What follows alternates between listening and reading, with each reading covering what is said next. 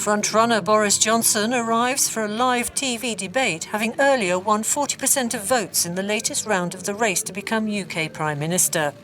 His fellow contenders, now whittled down to 4 after Dominic Raab was eliminated, can probably only hope for second place, but then it's all to play for when Conservative Party members have their say. Before that happens, the leadership rivals were fending off selected questions from the public. The biggest clash, if they could be heard, was on Brexit and whether the UK can leave the EU no matter what by the October 31st deadline. No, I'm totally wrong. We can't hear. Rory Stewart, we can't hear anything. We must come out on the 31st of October because otherwise I'm afraid we face a catastrophic loss of confidence in politics. We've already kicked the can down the road twice. If we were nearly there, then I would take a bit longer because the Conservative Party is the party of business, we're the part of the union, we're the party of hope. And I would want to avoid the disruption of no deal, the risk of a general election.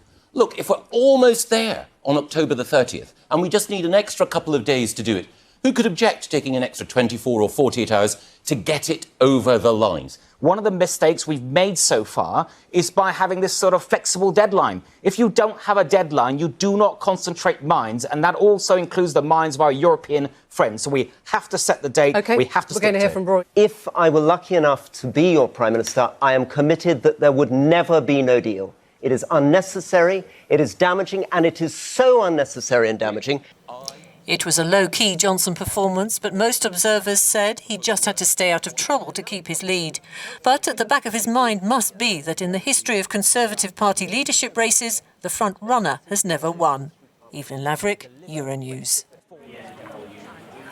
Of course, keen political commentators across the UK and Europe had their eyes on last night's debate. But as Euronews' Tig Enright explains, they may have come away disappointed with the rhetoric. Well, people were waiting for this event to be the real turning point, or perhaps when the debate actually started, when we started to see Boris Johnson, the front-runner's policies and his record come under real scrutiny. I think those that watched it, though, will have been a little bit disappointed. Certainly I felt, and many of the people I know who were watching it, felt like it was pretty boring, a bit frustrating. Lots of old ground gone over, people saying that no deal needs to be left on the table, and the same debunked ideas when it comes to solving the Irish border question raised once again.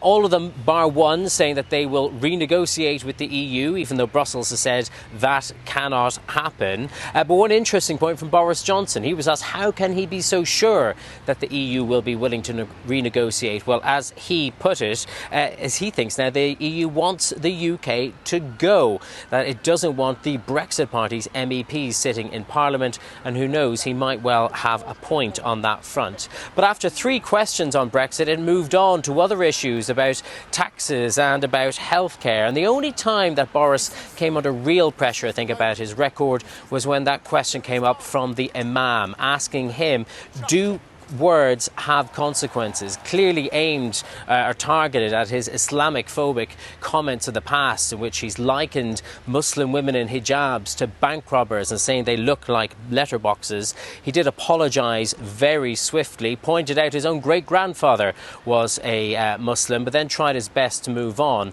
It certainly won't be the last time, I think, we hear him challenged about that in this race.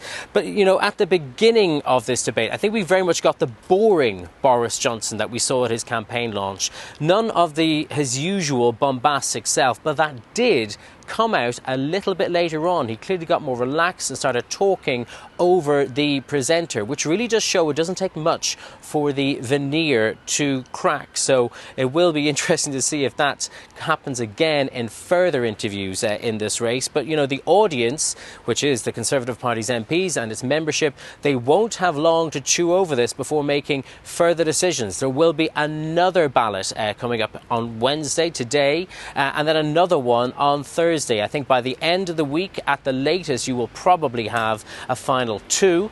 And then it's over to the Conservative Party's membership to make the final decision. And as the latest poll has it, Boris Johnson has still got 55% of their support. So this remains a race for him to lose.